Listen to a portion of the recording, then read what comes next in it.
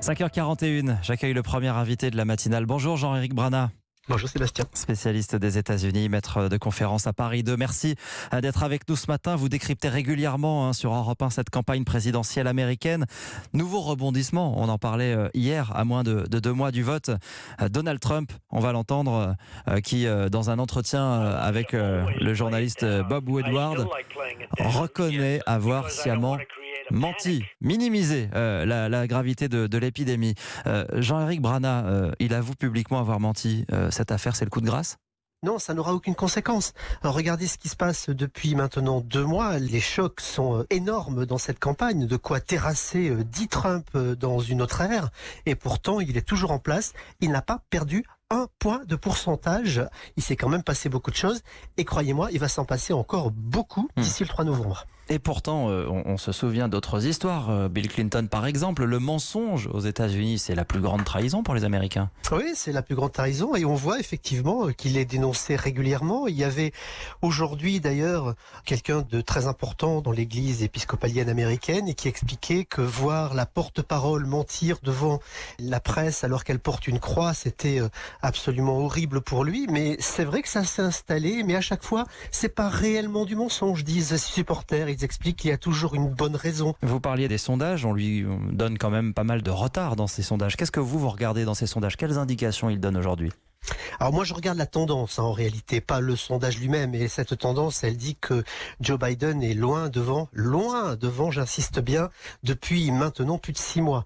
Alors les sondages lui donnent une avance entre 6 et 12 points suivant l'institut et suivant qu'il soit plus proche de Donald Trump ou de Joe Biden, même si ça se resserre dans certains états clés, là encore suivant l'institut, mais c'est vrai que la tendance est stable, elle est forte au profit de Joe Biden, et là-dessus on se demande comment Donald Trump pourra remonter cette pente en 53 jours. Quelle est sa stratégie face à ça ? Les États-Unis qui approchent 200 000 morts du Covid, près de 30 millions de chômeurs.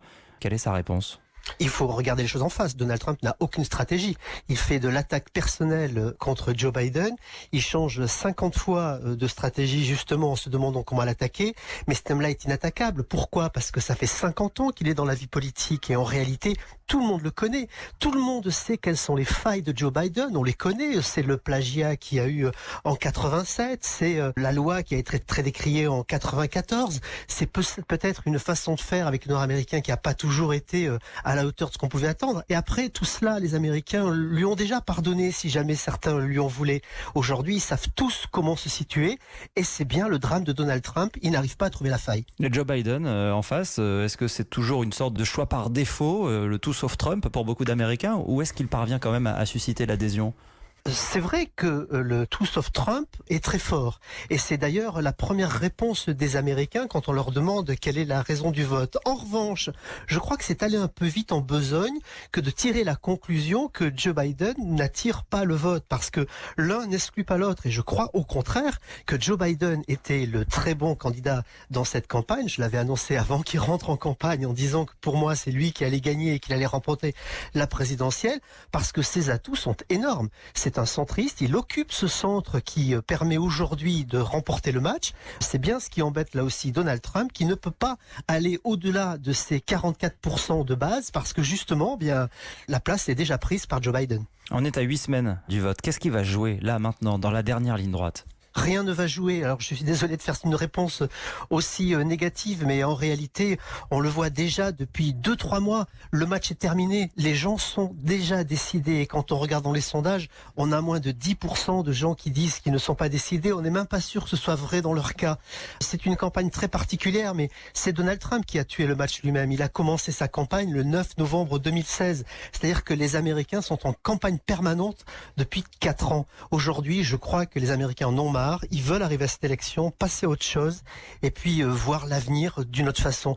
Ils veulent surtout sortir de cette pandémie qui écrase complètement cette campagne, qui empêche même de parler des grands thèmes dont on parle dans une campagne habituellement. C'est pour ça qu'aujourd'hui, il faut arriver très vite à passer ces 53 jours et puis tourner cette page.